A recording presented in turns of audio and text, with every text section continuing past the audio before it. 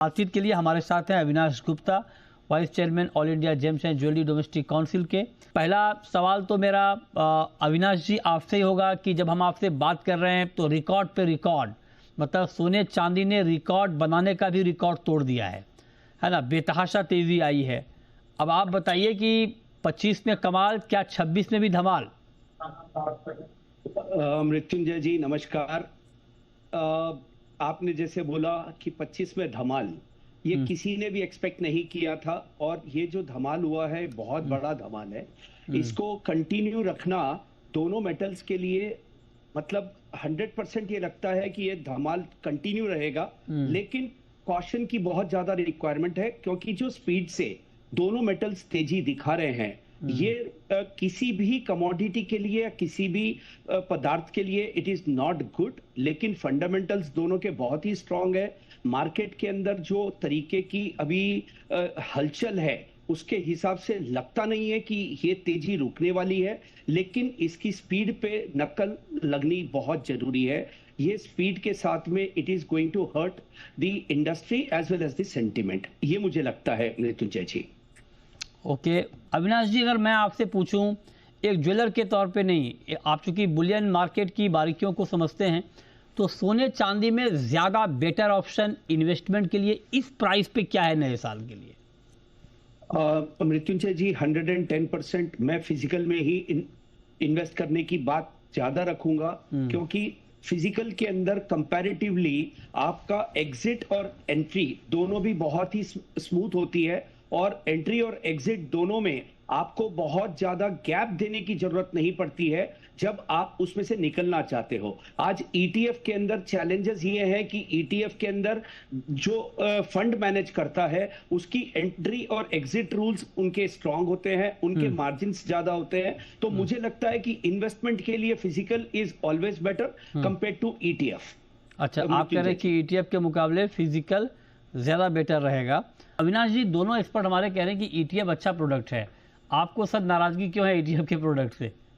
Sir मुझे कोई नाराजगी नहीं है। हाँ। देखिए, जब एक इन्वेस्टर को गाइड करने की बात आती है तो उसको नफा और नुकसान की भी आपको देखना होता है, उस हिसाब से मैंने बोला है और मुझे कोई ईटीएफ से प्रॉब्लम नहीं है। डेफिनेटली जो सिद्धार्थ जी ने बोला है और जो दूसरे पैनलिस्ट ने बोला है दोनों ही अपनी जगह पे बिल्कुल सही है। जिसको 100 रुपए से लेकर के आप इन्वेस्टमेंट स्टार्ट कर सकते हो उसके लिए that is a very good option. जिनको फिजिकल फॉर्म में रखने का चैलेंज है उसके लिए definitely ETF is a better option. तो दोनों ऑप्शन अवेलेबल है। As a jeweller always I will prefer a physical investment as the tool। और जैसे कि आपने इससे पहले पूछा था कि which way I will put how much money allocation in gold and silver, तो मेरे हिसाब से मैं 70% गोल्ड पे सिल्वर पे रखूंगा और 30% गोल्ड पे रखूंगा। 70% सिल्वर पे इसलिए रखूंगा क्योंकि सिल्वर का इंडस्ट्रियल यूज जिस तरीके से बढ़ रहा है और जहां पर हम ईवी की बात करते हैं तो सैमसंग ने अभी सॉलिड स्टेट फॉर्म के अंदर उन्होंने बैटरी बनाई है जिसके अंदर की 1 किलो चांदी लगती है compare to 50 grams of silver in another EV. और उसके अंदर charging times comes down to 9 minutes. So that will popularize more in the coming period in EVs। तो इससे इंडस्ट्रियल यूज ऑफ सिल्वर और बढ़ जाएगा जिससे कि फिजिकल डिमांड जो है ऑलरेडी उसके अंदर शॉर्टेज और बढ़ेगी सिल्वर की। तो मुझे लगता है कि सिल्वर के अंदर स्कोप ज्यादा है compare to gold, because gold is being consumed as of now for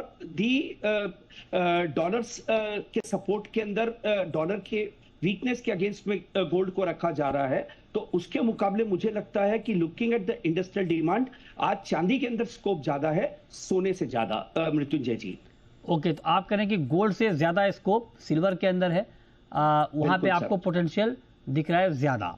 आपका व्यू अविनाश जी, सोने चांदी में इसी प्राइस पर इन्वेस्टमेंट ठीक है या एक करेक्शन आपको लगता है कि आएगा और उस पर करना चाहिए, और क्या रिटर्न एक्सपेक्ट करना चाहिए?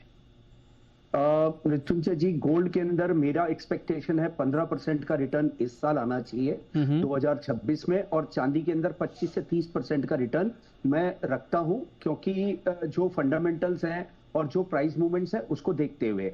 और मैं चांदी को $100 के आसपास रखता हूं एंड ऑफ 2026 और सोने को मैं 5000 से 5200 के बीच में रखता हूं।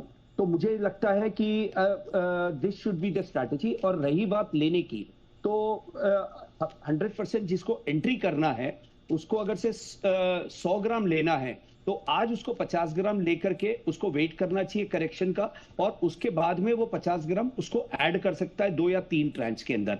लेकिन अगर वो सोचेगा कि मैं करेक्शन पे लूंगा तो हो सकता है फिर वो बस छूट जाए उससे, ये भी पॉसिबिलिटी है मृत्युंजय जी। अच्छा, ओके, ठीक है। तो आप कह रहे हैं कि जो रिटर्न आपने बताए हैं उसके अकॉर्डिंग यहाँ पर इन्वेस्टमेंट करना चाहिए। बहुत शुक्रिया अविनाश जी आपका आज की इस खास चर्चा में हमारे साथ जुड़ने के लिए।